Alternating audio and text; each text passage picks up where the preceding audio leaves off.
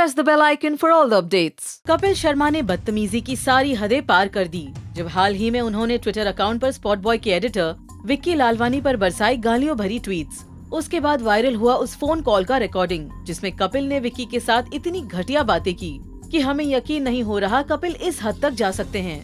कपिल ने विक्की लालवानी के खिलाफ तो एफआईआर दर्ज करवाई ही, लेकिन साथ ही अपनी एक्स गर्लफ्रेंड और मैनेजर प्रीति सिमोज और नीति सिमोज के खिलाफ भी एफआईआर दर्ज करवाई।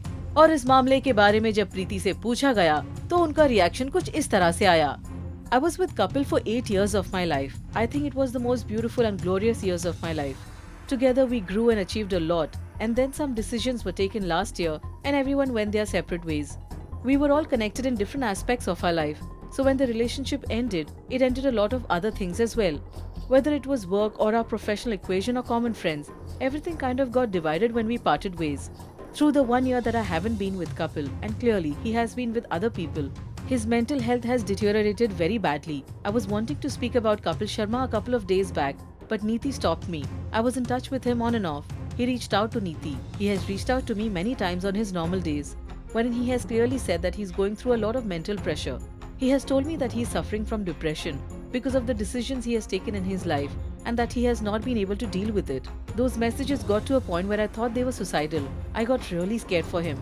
I even reached out to many of his friends whom I consider sensible, who are not drinking and can talk him out of the messy situation. They have tried to speak to him. I do understand that he comes from a background where probable mental health is not something that they understand. They don't understand that mental health is equally important and dangerous. His mother, his sister are pressurizing him to get married, choosing certain people in his life, and he did that initially. I have a lot of messages from him where he literally cried out for help and then he would disappear. He would message me and we would all try to get back together, regroup. We even told him that we would get his show and life back together on the right track, but then he would disappear for 6 days. Then he would message saying he's sorry, he can't do it. He has gone through a complete mental breakdown and that's showing in his tweets and the way he's talking to people on the phones. The recording that I heard yesterday. Suddenly this weird, so-called notice that he's sending to the police is making no sense. He's talking about what happened in 2016 and people not doing his work. I'm wondering what work? Our show was on the top in 2016. We were traveling the world with him. However, in 2017 March was when things started crumbling, when he messed up all as he was under pressure from his family.